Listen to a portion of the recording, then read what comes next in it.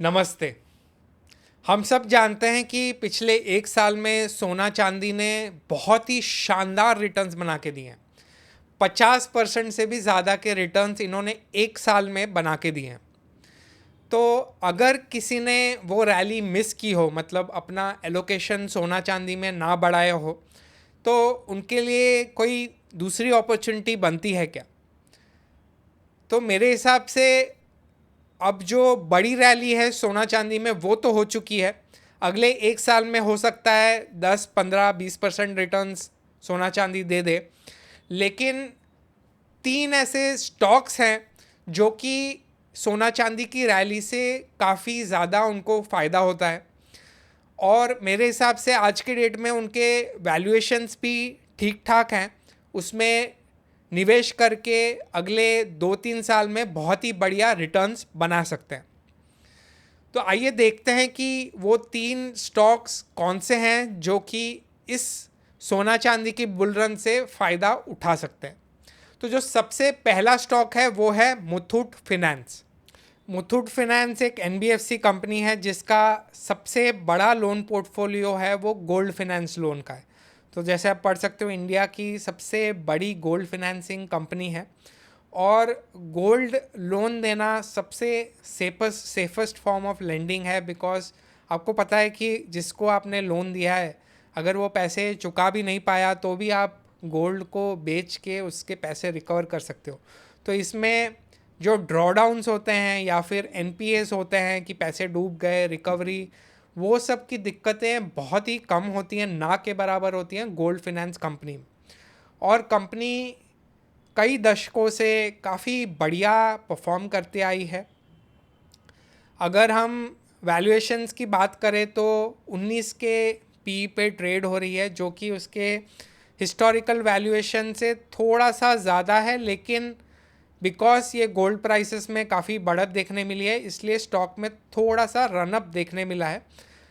लेकिन आने वाले 2-3 सालों में भी अच्छा गोल्ड लोन्स में पिकअप देखने मिल सकती है। बिकॉज ये जो 50% गोल्ड में बढ़त मिली है, तो लोग ज़्यादा से ज़्यादा जिनको ज़रूरत होगी वो अपना सोना गिरवी रख के अपना जो भी चीज़ें करनी होंगी, वो चीज़, घर ख़रीदना होगा, कोई गाड़ी ख़रीदनी है, कोई बिज़नेस के लिए पैसे चाहिए, कुछ भी चीज़ों के लिए लोग ज़्यादा से ज़्यादा इसको अवेल करेंगे।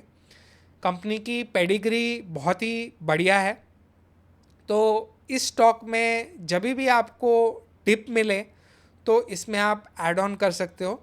अभी स्टॉक थोड़ा सा भाग चुका है, लेकिन जब भी आपको डिप मिले आप इसको वॉच लिस्ट में रख सकते हो, आप इसको ऐड ऑन करते जा सकते हो। अगर आप सोने के भावों के रिलेटेड बुलिश हो, आपको लगता है कि अगले 1-2 सालों में भी सोने में बढ़त देखने मिल सकती है, तो ये एक इन अ वे प्रॉक्सी प्ले है, तो आप इसको कंसिडर कर सकते हो। इसमें एक डाउनसाइड रिस्क ये रहेगा कि जब सोने में कोई तेज़ या बड़ी गिरावट देखने मिलती है 5-10% की, तो उसका भी असर स्टॉक प्राइस पे देखने मिलता है।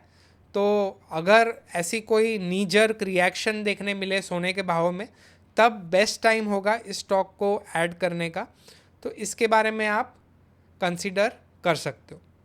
दूसरी कंपनी जिसको सोने चांदी के बढ़त से काफ़ी बढ़िया फ़ायदा देखने मिल सकता है वो है हिंदुस्तान जिंक लिमिटेड।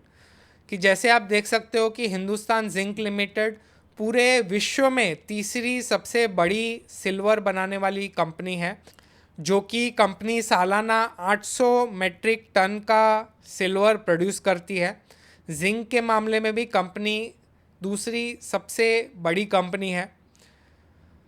अगर हम वैल्यूएशंस देखें, अगले पिछले एक साल में आप देख रहे हो कि चांदी में तो 50% की बढ़त देखने मिली है, जबकि एक साल में इस स्टॉक को देखोगे तो 500 रुपये का भाव था, अभी घट के 453 पे हो गया है। मतलब 50% की बढ़त की जगह पे इसमें गिरावट देखने मिली है। तो उस हिसाब से अगर आप देखोगे तो वैल्यूएशंस वाइज काफ़ी चीप है। और इस गिरावट का मेन कारण यह है कि जिंक के प्राइसेस में थोड़ा सा कंसोलिडेशन देखने मिला था, जिसका असर, जिसकी वजह से इस स्टॉक के प्राइस में गिरावट देखने मिली है। तो इसलिए वैल्यूएशंस आज की डेट में काफ़ी कंपेलिंग, काफ़ी अच्छे हैं, क्योंकि चांदी में तो लगातार तेज़ी बनी हुई है। और ये जो चांदी में बढ़त मिली है वो आने वाले अगले 1-2 साल के इनके क्वार्टरली नतीजों में भी देखने मिलेंगे। अगर प्राइस टू अर्निंग्स की बात करूँ तो 19 के प्राइस टू अर्निंग्स पे ट्रेड कर रहा है, not very high. Dividend yield आप देखिए 6% से ऊपर, ऑलमोस्ट 6.5% के आसपास का तो डिविडेंड यील्ड ही है। तो और कुछ नहीं तो आप इसको एज अ डिविडेंड स्टॉक की तरह भी अगर ले लें तो 5-6% तो आपको बिना कुछ दिक्कत किए डिविडेंड मिलने के चांसेस बने हुए हैं। जिस हिसाब से कंपनी का ट्रैक रिकॉर्ड है, कंसिस्टेंटली डिविडेंड पेइंग कंपनी रही है।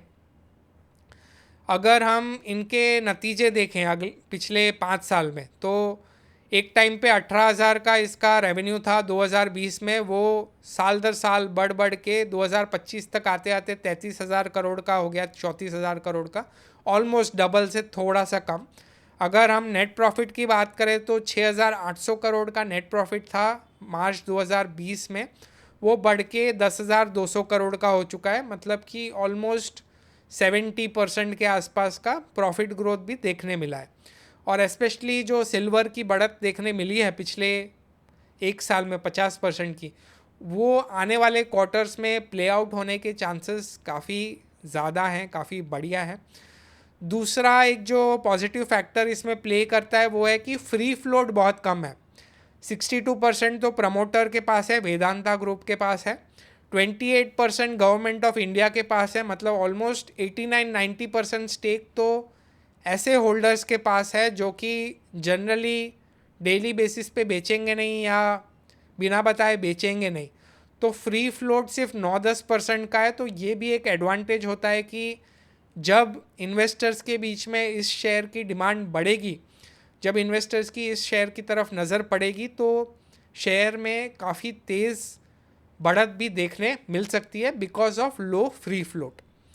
तो इस कंपनी को भी आप अपने वॉच लिस्ट में और अपने बाय लिस्ट में डेफिनेटली कंसीडर कर सकते हो। तीसरी कंपनी की जो मैं बात करने वाला हूँ उसका नाम है इंटरनेशनल जेमोलॉजिकल इंस्टीट्यूट लिमिटेड। ये गोल्ड का सब्स्टिट्यूट प्ले है। बिकॉज गोल्ड के प्राइस में इतनी शानदार बढ़त देखने मिली है। मतलब पिछले सितंबर में गोल्ड का जो तोले का भाव था, 10 ग्राम का भाव था, वो 75,000 के आसपास था और अभी 1,10,000 1,12,000 के आसपास रिटेल मार्केट में भाव चल रहा है। इतनी तेज़ बढ़त देखने मिली है। तो इसका जो फ़ायदा है वो इस कंपनी को किस हिसाब से मिल सकती है और ये बेसिकली कंपनी करती क्या है। तो ये कंपनी बेसिकली डायमंड्स को सर्टिफाई करती है, चाहे वो नेचुरल डायमंड्स हो चाहे वो लैब ग्रोन डायमंड्स हो। और पूरे विश्व में सिर्फ 2 ही ऐसी इंस्टीट्यूट्स हैं जो कि डायमंड्स को सर्टिफाई करती हैं, इतनी वेल नोन है।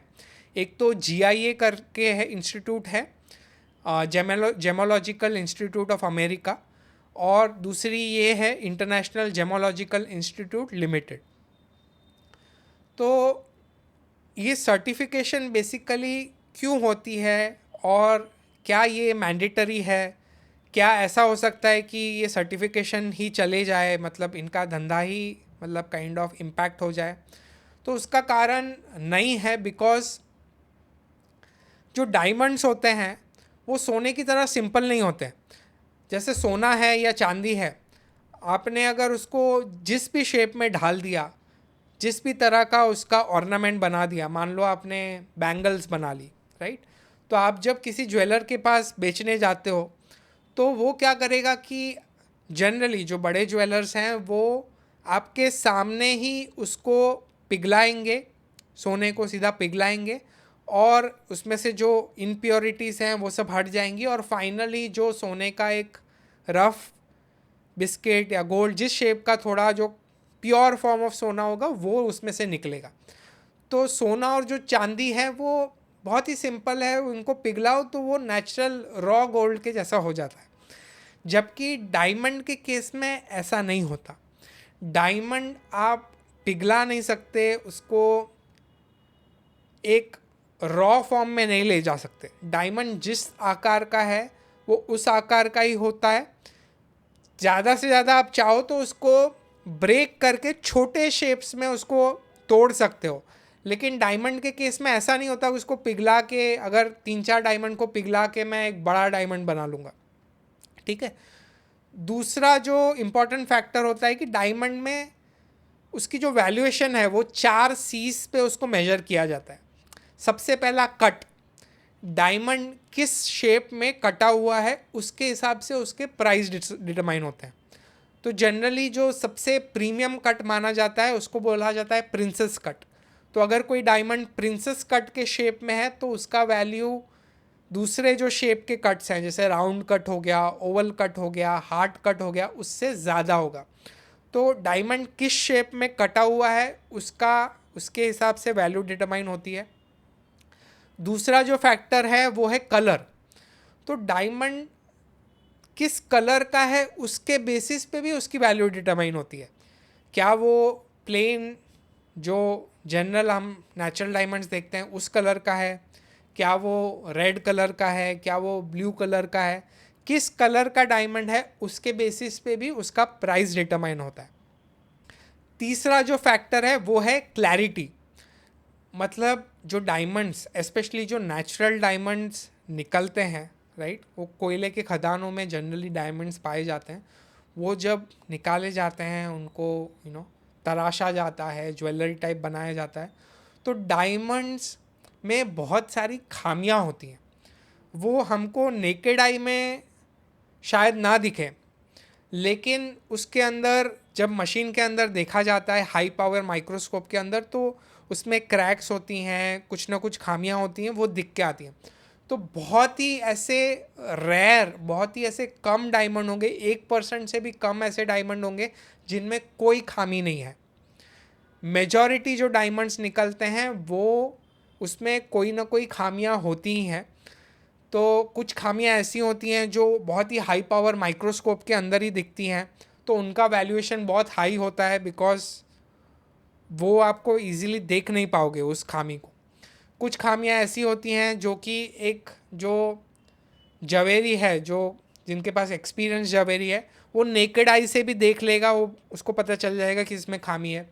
कुछ डायमंड्स ऐसे होते हैं कि हम जैसे इंसान भी अगर ध्यान से देखेंगे, नॉर्मल इंसान भी अगर जिसको जवेरात की, डायमंड की इतनी ज़्यादा समझ नहीं, उसको भी बारीक एक कट दिख जाएगा, उसकी वैल्यू सबसे कम होती है। तो इसके हिसाब से डायमंड की क्लैरिटी कितनी है, उसमें कितने ज़्यादा कट्स या उसमें कितने ज़्यादा क्रैक्स या कुछ दूसरी खामियां हैं, उसके हिसाब से भी उसका प्राइस डिटरमाइंड होता है।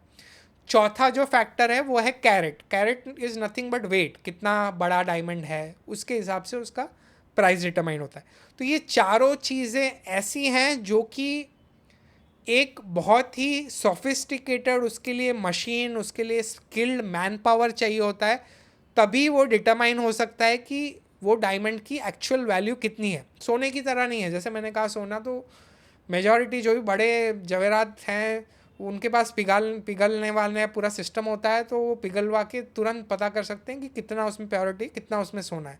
जबकि डायमंड के केस में ऐसा नहीं होता, आप पिघलवा नहीं सकते, उसको लैब में भेज के किसी ऐसे इंस्टीट्यूट के पास भेज के उसका सर्टिफिकेशन लेना पड़ेगा, तब आपके जाके पता चलेगा। तो इसलिए मैं जो डायमंड्स के लिए सर्टिफिकेशन होता है वो मैंडेटरी होता है वर्ल्ड वाइड।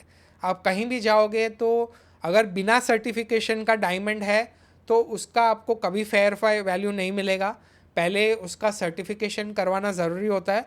और जनरली आप आसपास कहीं भी जो रेप्यूटेड ज्वेलर्स के पास जाओगे तो आपको उसमें सर्टिफाइड डायमंड ही मिलेगा। बिना सर्टिफाइड डायमंड अगर आप ख़रीद रहे हो तो आप बहुत बड़ा रिस्क ले रहे हो। आप अगर भविष्य में कभी रीसेल करने जाओगे तो आपको उसकी वैल्यू अच्छी कभी नहीं मिलेगी। तो इसलिए ये जो बिज़नेस है वो डुओपोली बिज़नेस है। दो ही कंपनियां हैं पूरे विश्व में जो कि मेजरली डायमंड को सर्टिफाई करती हैं।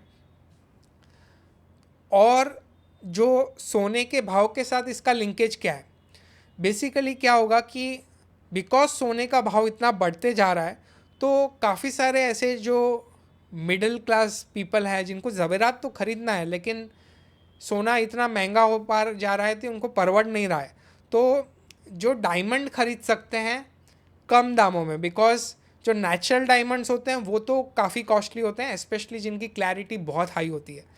लेकिन जो लैब ग्रोन डायमंड है वो नेचुरल डायमंड से ऑलमोस्ट 1/20 के प्राइस पे मिलते हैं।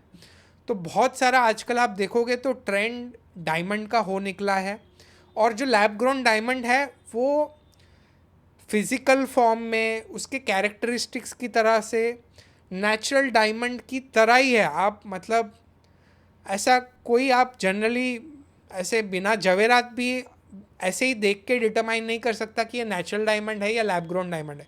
उसमें ये सर्टिफिकेशन के बेसिस पे ही डिटरमाइन होता है, बिकॉज जो लैब ग्रोन डायमंड होता है उसमें नाइट्रोजन का कंटेंट नहीं होता, तो उसके बेसिस पे वो एकदम हाई पावर्ड मशीन, ये जो इंस्टीट्यूट्स हैं वही इतना उनके पास मशीनरी होती है जो डिटरमाइन कर पाते हैं।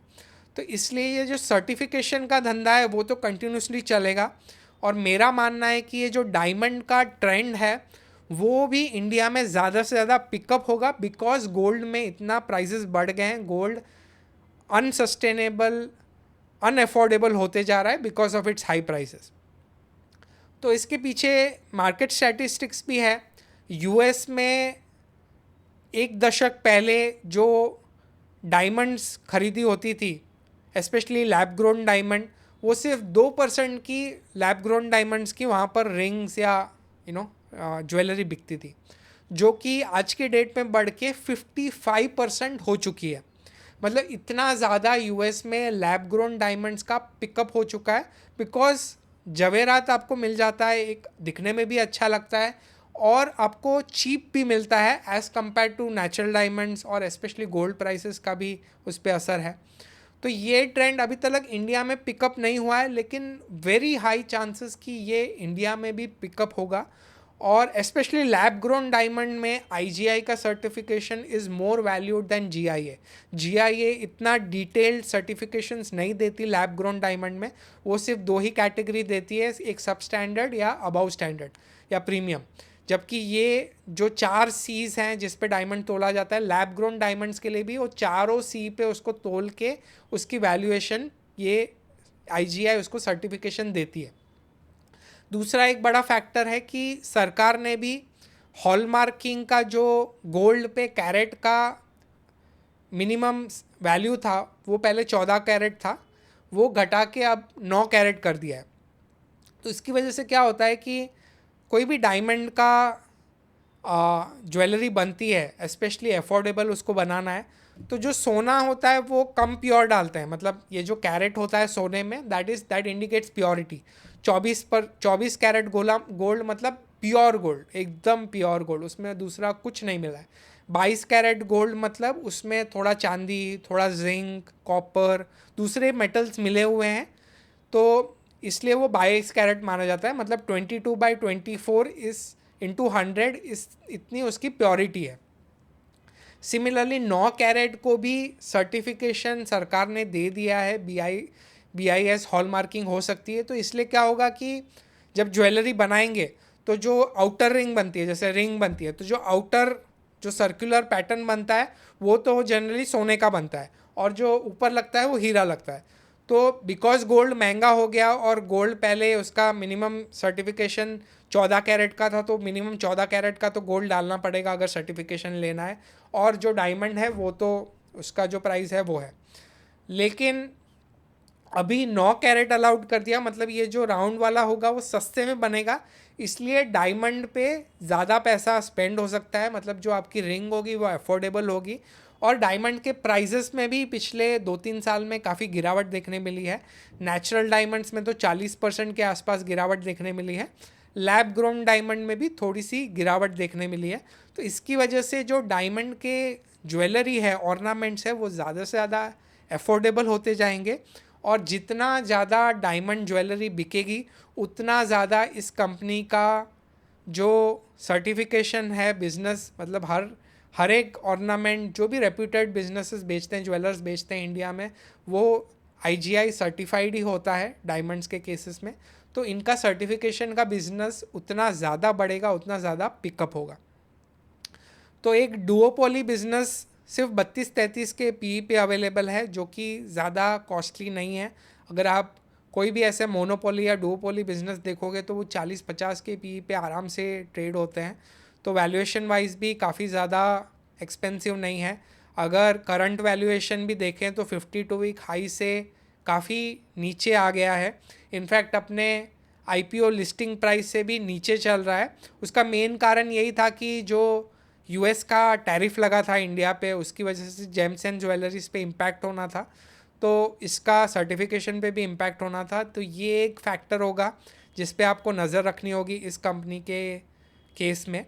तो ऑल इन ऑल ये कंपनी एक बहुत बड़ी बेनिफिशियरी हो सकती है।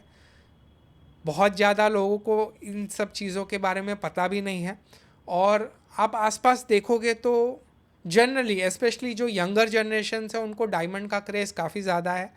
तो डायमंड का पिकअप भी इंडिया में ज़्यादा से ज़्यादा होगा, अफोर्डेबिलिटी भी डायमंड की पिकअप हो रही है। तो इसके हिसाब से मुझे लगता है कि अगले 2-3 साल में ये कंपनी बहुत ही शानदार बढ़िया रिटर्न बना के दे सकती है। तो इसको भी आप अपने लिस्ट में रख सकते हो। इसमें बस एक नेगेटिव फैक्टर है कि इसका जो प्रमोटर है ब्लैकस्टोन ग्रुप है। तो वैसे तो कंपनी प्रॉफिट मेकिंग कंपनी है तो इसको कैपिटल की ज़रूरत नहीं है, लेकिन ये आईपीओ लेके आए ताकि ब्लैकस्टोन ग्रुप अपना थोड़ा कुछ प्रॉफिट बुक कर सके, और जो पैसे मिले उनसे इस कंपनी के एक सब्सिडरी फॉरेन यूरोप की एक सब्सिडरी खरीदी, जो कि थोड़ा कॉस्टली खरीदी ब्लैकस्टोन ग्रुप ने इनके ही कंपनी के पैसों से। तो वो एक नेगेटिव फैक्टर है कि ऐसा कोई गलत एलोकेशन ना कर दे। ये जो ब्लैकस्टोन ग्रुप है जो प्रमोटर है, अगर उनकी होल्डिंग्स हम देखें तो प्रमोटर्स की ऑलमोस्ट 76-77% होल्डिंग है। तो बस ये एक नेगेटिव फैक्टर होगा कि प्रमोटर अपना मुनाफा करने के लिए या अपना फ़ायदा देखने के लिए कंपनी और माइनॉरिटी शेयर होल्डर्स का कोई नुकसान ना कर दे।